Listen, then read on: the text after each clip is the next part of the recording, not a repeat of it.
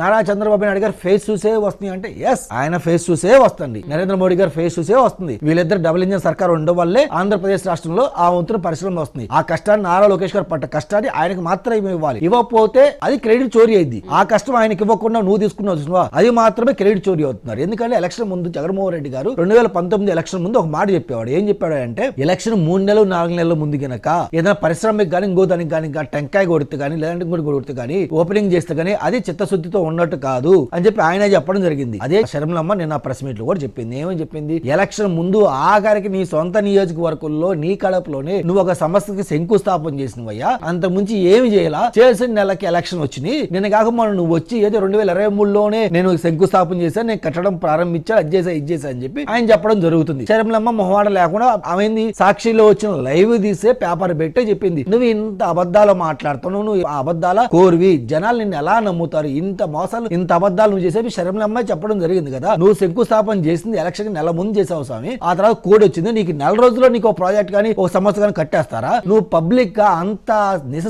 సిగ్గన్ని వదిలేసి ఈ రోజు బయటకు వచ్చి నేనే కట్టాను, నేను తీసుకొచ్చి అబద్ధాలు మాట్లాడతాను అని చెప్పి శర్మలమ్మ చెప్పడం అంటే, ఒక చిన్న విషయంలోనే జస్ట్ ఒక శంకుస్థాపన చేసిన విషయంలోనే జగన్మోహన్ రెడ్డి గారు ఇన్ని అబద్ధాలు ఆడితే, ఇంత పెద్ద పరిశ్రమలో జగన్మోహన్ రెడ్డి గారు ఎందుకు అబద్ధాలు ఆడరు మేడం? అది మనం ఆలోచించాలి కదా మేడం. అంటే మనకి చిత్తశుద్ధి ఉండాలి మేడం. అసలు ఏం జరుగుతుంది? జగన్మోహన్ రెడ్డి గారు ఇన్ని అబద్ధాలు అంటే, జనాలు ఆల్రెడీ ఈయన పనికిరాడు, ఈయన ముఖ్యమంత్రిగా వేస్ట్ అని చెప్పి జనాలు ఒక తీర్పు ఇచ్చారు. తీర్పు ఇచ్చిన తర్వాత ఈయన ఏం చేయాలో తెలియక ఈ రోజు బయటకు వచ్చి ప్రెస్ మీట్లు పెట్టి విపరీతంగా మాట్లాడడం జరుగుతుంది మేడం. చిన్న ఎగ్జాంపుల్ చూద్దాం. ఇదే జగన్మోహన్ రెడ్డి గారు ముఖ్యమంత్రి అయిన తర్వాత ఒక ఎంపీ మేడం గౌతమ్ రెడ్డి గారు అని చెప్పి స్వర్గస్థులయ్యారు. ఆ గౌతమ్ రెడ్డి గారు జగన్మోహన్ రెడ్డి గారి దగ్గరికి వెళ్ళి ఒక మాట చెప్పారు, అన్న పలానా పరిశ్రమ కోసం మనం యూత్ ఎంప్లాయ్మెంట్ క్రియేట్ చేయాలి కదా, మరి జనాలు మన ఎంప్లాయ్మెంట్ అడుగుతున్నారు, మన జాబ్ క్యాలెండర్ అన్నాం కదా, ఎవరు ఇస్తా ఉన్నాం కదా, మరి అట్లీస్ట్ గవర్నమెంట్ జాబ్ కాకపోయినా కానీ ప్రైవేట్ జాబులు కానీ మనం ఏం చేయాలి కదా అని చెప్పి జగన్మోహన్ రెడ్డి గారి దగ్గరికి గౌతమ్ రెడ్డి అనే అప్పటి మినిస్టర్ వెళ్తే, జగన్మోహన్ రెడ్డి గారు ఆన్ ద ఫ్లోర్ ఆయన చెప్పిన ఆ మాటలు ఏంటంటే, గౌతమ్ అన్న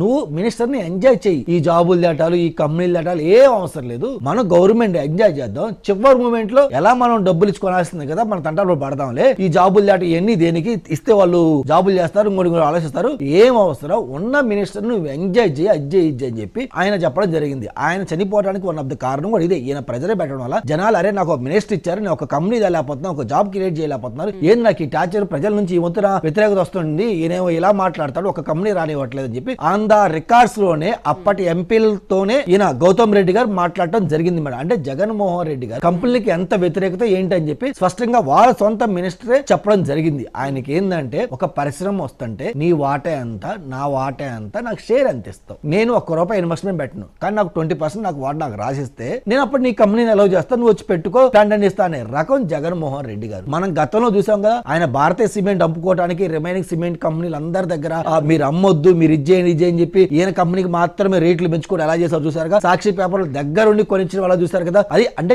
జగన్మోహన్ రెడ్డి గారు మైండ్ సెట్ అదొకటి, ఆయన చెప్పేది ఒకటి చేసేది ఒకటి. బయటకు వచ్చి జనాలకి ఏంటంటే, ఈయన ఒక పుట్టపొద్ద సాయిబాబు అంటాడు, షిరిడి సాయిబాబు అంటాడు అని చెప్పి బయటకు వచ్చి నేనంతా మంచి పని చేశాను, ప్రజలను ఎందుకు ఇలాంటి చెప్పడంలో జగన్మోహన్ రెడ్డి గారు ముందుంటారు మేడం.